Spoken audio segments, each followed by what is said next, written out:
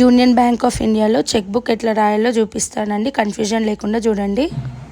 చాలామందికి చెక్ ఎట్లా రాయాలో తెలియదండి. నేను ఒక శాంపిల్ చెక్ రాసినాను, అంటే ఇది సెల్ఫ్ రాసినాను. అంటే సెల్ఫ్ అంటే నేనే వెళ్ళి విత్డ్రా చేస్తా కాబట్టి సెల్ఫ్ చెక్ అని రాసినాను. ఫస్ట్ డేట్ రాయాలి, ఏ డేట్ రోజు అయితే మనం విత్డ్రా చేయాలనుకుంటున్నామో డేట్ రాయాలి.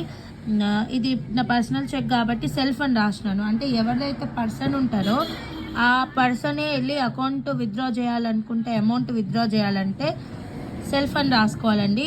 ఇక్కడ రూపీస్ రాయాలి నంబర్లో. ఇక్కడ నంబర్ నేమ్ రాయాలి, 70,000 రూపీస్ ఓన్లీ అని రాయాలి.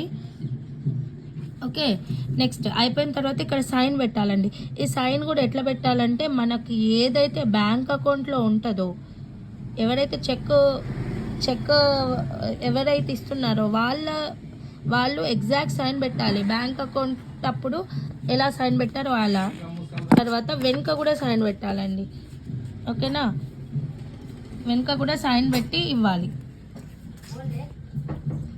అది ఎందుకు పెట్టున్నావు? ఇది ఇగో ఇప్పుడు వేరే వాళ్ళకి చెక్ ఇచ్చేటప్పుడు ఎట్లా రాయాలో చెప్తాను, వాళ్ళ నేమ్తో ఎట్లా రాయాలో, ఓకేనా? ఒక విత్డ్రా చేస్తున్నాను, దానికోసం మీకు శాంపుల్ చూపిస్తాను.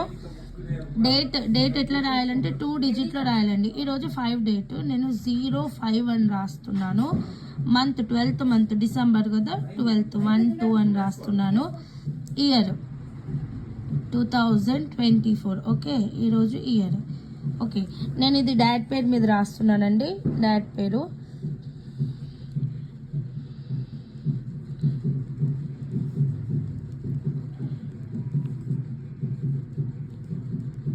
ఓకే, నేను అమౌంట్ వచ్చి ఈరోజు 5 lakh డిపాజిట్ చేస్తున్నానండి. సారీ, డిపాజిట్ కాదు, విత్డ్రాయల్. అదే నేను అమౌంట్ రూపంలో ఇక్కడ రాస్తున్నాను.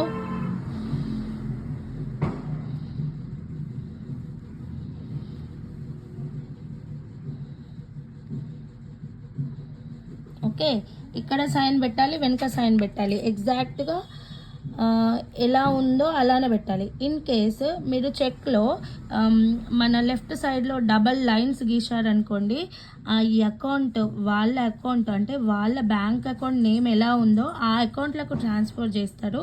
ఇన్ కేస్ ఇక్కడ లైన్స్ పెట్టకపోతే డైరెక్ట్ ఆ పర్సన్కి మన చెక్ త్రూ 5 lakhs ఇస్తారండి, ఓకేనా? Thank you for watching. First time నా ఛానల్ చూస్తున్న వారు లైక్, షేర్ అండ్ సబ్స్క్రైబ్.